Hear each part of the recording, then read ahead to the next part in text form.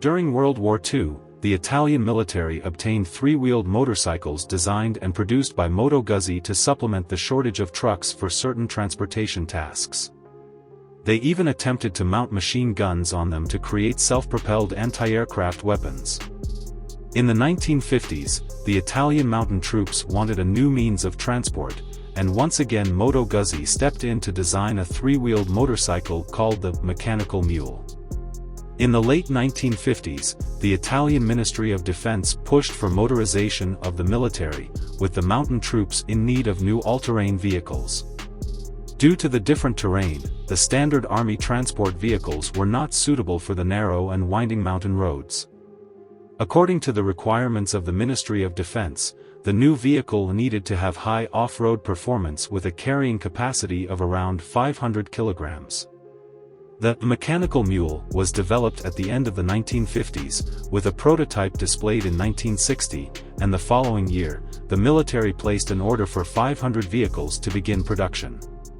Despite its small size, weighing about 1,000 kilograms and designed for single-person operation, it was powered by a 20-horsepower V-twin air-cooled engine. It had a maximum speed of 50 km per hour, a fuel tank capacity of 53 liters, and a maximum range of 350 kilometers. The engine was installed underneath the driver's seat, and considering its use in cold, high-altitude areas, the vehicle was equipped with an auxiliary battery in addition to the standard battery, to be used for engine startup. If electric start was not possible, the driver could manually start the engine. The vehicle's transmission was quite complex, operating in all-wheel drive mode. Power was transmitted to the front wheel through a complex mechanical structure after passing through the gearbox. The drive shaft extended through the cylinder of the engine to the bottom of the steering wheel, redirecting the force downwards to the front wheel. The central differential lock distributed power, with the rear axle bearing 80% of the torque, and the front wheel only bearing 20% of the torque. The rear wheels of the three-wheeled vehicle were uniquely mounted on a longitudinal rod, with the drive shaft transmitting power to the rear wheels from the inside. The longitudinal rod was connected to the leaf spring suspension and could be stretched backwards to change the wheelbase, as well as expanded sideways to adjust the distance between the rear wheels. The wheelbase could be adjusted to three settings: 800 mm, 830 mm, and 1300 mm, enhancing the vehicle's maneuverability.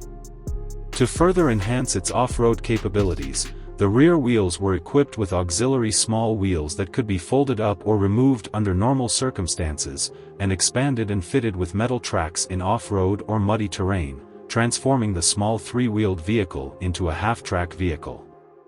This transformation increased the maximum climbing angle from 27 degrees to 31 degrees. The box structure behind the driver housed the battery, fuel tank, and a spare tire.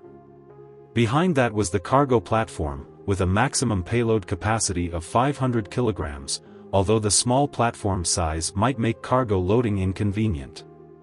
Despite its seemingly impressive appearance, the Italian military did not hold the Mechanical Mule in high regard, mainly due to its complexity. The complex transmission and axle technology required extensive training for soldiers, resulting in increased procurement and operating costs. Another issue was its poor safety record, with several rollover accidents resulting in driver fatalities. Despite these issues, the Moto Guzzi Mechanical Mule remained in service, with the 500 units from the 1963 order completed, and no further orders placed. These military three-wheelers were retired in the 1970s.